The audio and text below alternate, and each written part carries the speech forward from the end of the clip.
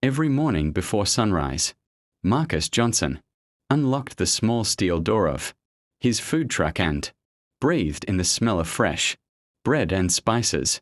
The truck was old, its paint slightly faded, but the bold name across the side still shined proudly. Freedom Bites. To most people passing through the busy downtown street, it was just another food truck. But to Marcus, it was a symbol of survival. Marcus was a black veteran who had served his country for nearly 12 years.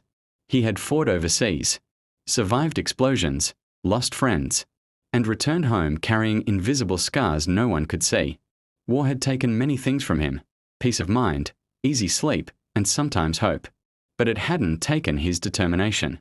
When Marcus came back home, he struggled to find work.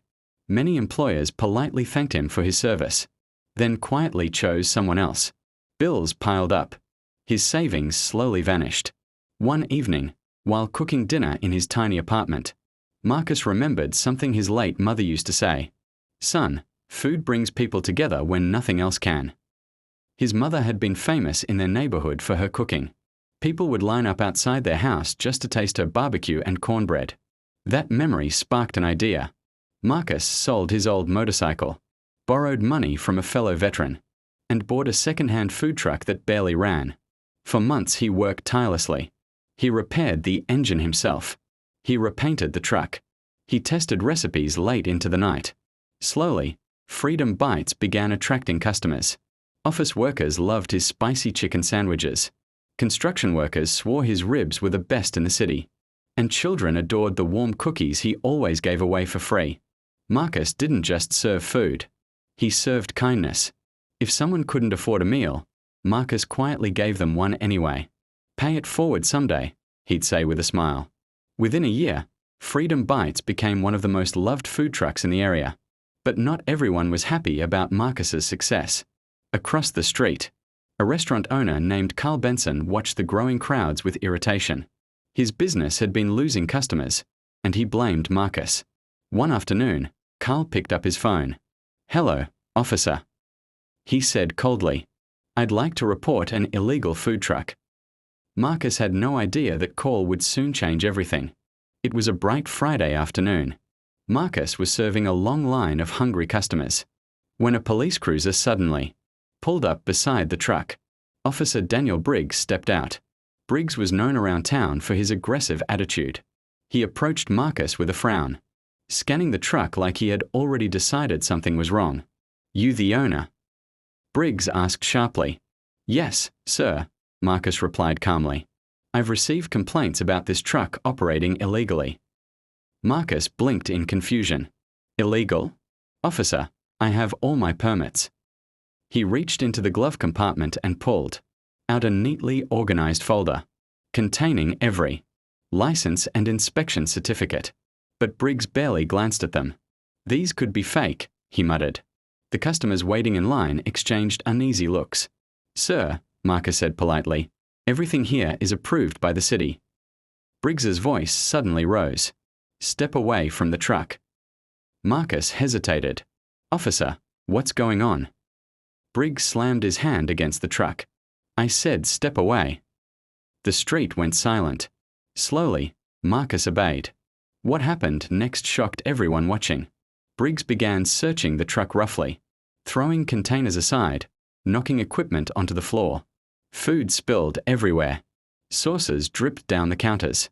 "Officer, please." Marcus pleaded. "That's my equipment." But Briggs wasn't listening. He suddenly grabbed a metal rod from the patrol car, and with one violent swing, crash, the truck side window shattered. Gasps erupted from the crowd. Marcus felt his heart stop. "Stop! You're destroying my property," he shouted. Briggs sneered. "This truck is being seized for violations." "But there are no violations." Marcus protested. The officer ignored him and kicked the door panel, denting the metal. Within minutes, the truck Marcus had spent years building was wrecked. Glass everywhere. Equipment broken. Food ruined. Marcus stood frozen, staring at the destruction. It felt strangely similar to standing in a war zone, helpless as everything collapsed around him. As the tow truck arrived, Briggs gave Marcus one last cold look. Maybe next time you'll follow the rules. Marcus watched his dream disappear down the street. What Briggs didn't know was that he had just destroyed something that belonged to a decorated military hero with powerful friends. And within hours, someone very important would learn exactly what had happened. Marcus sat quietly on the sidewalk after the truck was taken away. People slowly approached him. Some customers offered kind words. One woman even wiped tears from her eyes. "That wasn't right," she whispered. Marcus simply nodded. Years of military discipline kept him calm, but inside he felt crushed. Freedom Bites wasn't just a business. It was his second chance at life. His phone suddenly buzzed. The caller ID showed a name he hadn't seen in years. General Robert Whitaker, Marcus's former commanding officer. Marcus answered. "Sir."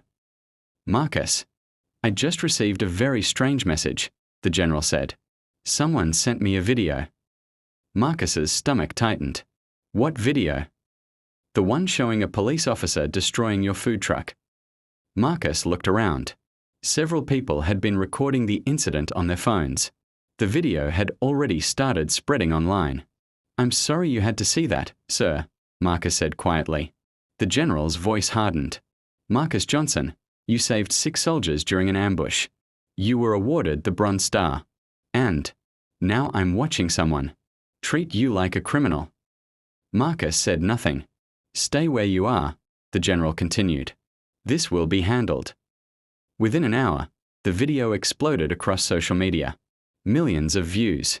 Thousands of angry comments. Veterans groups began sharing it. News stations picked up the story. And then something unexpected happened. Inside the local police station, Officer Briggs was sitting at his desk when the phone rang. The receptionist answered. Moments later, she rushed into the office, pale. "Officer Briggs, there's a call for you." "From who?" he asked lazily. She swallowed nervously. "The Pentagon." Briggs laughed. "Yeah, right." But when he picked up the phone, the confident smirk slowly disappeared from his face. A calm but powerful voice spoke. "This is the office of the Secretary of Defense." Briggs's hand began to shake. "We would like to discuss your actions towards Staff Sergeant Marcus Johnson." Suddenly, Briggs realized something terrible. The man whose truck he had destroyed wasn't just a food vendor. He was a war hero. By the next morning, the story had become national news. Television stations replayed the video over and over. Viewers watched in disbelief as Officer Briggs smashed the food truck window. Veterans organizations were furious. One retired Marine said during an interview, "Marcus Johnson saved American lives. This is how he's treated when he comes home." Public outrage grew rapidly. Meanwhile, the police department launched an emergency internal investigation. Body camera footage revealed the truth. Marcus had shown valid permits. There had been no legal reason to seize the truck. The entire action was based only on a complaint from a rival business owner. Inside the station, Officer Briggs was sweating through his uniform. The chief of police slammed a folder on the desk. "Explain this." Briggs stammered. "I thought the permits were fake." "You didn't even verify them." Briggs had no answer. Meanwhile, something even more surprising was happening outside. Hundreds of people gathered near the empty parking spot where Freedom Bites used to stand. They brought signs. "Respect our veterans. Justice for Marcus." Customers shared stories about how Marcus had helped them. A homeless man spoke to a reporter. "That man fed me for free when I had nothing." A single mother said Marcus often gave her kids free meals. He told them they were the future. Then a black SUV pulled up. Marcus stepped out. He hadn't expected the crowd. For a moment he just stared, overwhelmed. Then people began clapping. Soon the entire street was filled with applause. Marcus tried to speak, but his voice cracked. "I didn't expect this. I just wanted to cook food for my community." A reporter asked softly, "What will you do now?" Marcus looked at the empty parking space where his truck used to be. "I'll start again somehow." But he had no idea something extraordinary was about to happen. 3 days later, Marcus received a call from City Hall. He was asked to attend a special meeting. When he entered the room, he was stunned. The mayor was there. Several veterans. local business leaders, and cameras from every major news station. The mayor stepped forward. "Marcus Johnson, this city owes you an apology." The crowd nodded. What happened to you should never have occurred. Marcus simply listened quietly. Then the mayor continued. "Your story reminded us what real service looks like." He gestured toward the doors. "They're waiting for you outside." Marcus stepped out of the building and froze. Parked on the street was a brand new food truck, shiny black paint, modern kitchen equipment, and across the side in bold golden letters, "Freedom Bites, veteran owned." Marcus covered his mouth in disbelief. The mayor smiled.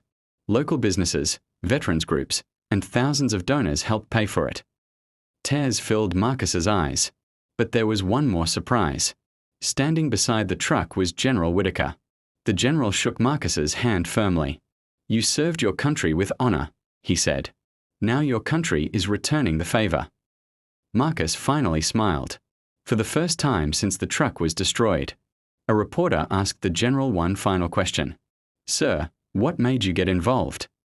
The general looked directly into the camera. "Because when someone who risked their life for this nation is treated unfairly, we don't stay silent." That afternoon, Marcus opened the window of his new food truck. The line stretched around the block. But before serving the first customer, Marcus placed a small sign near the register. It read, "Veterans eat free."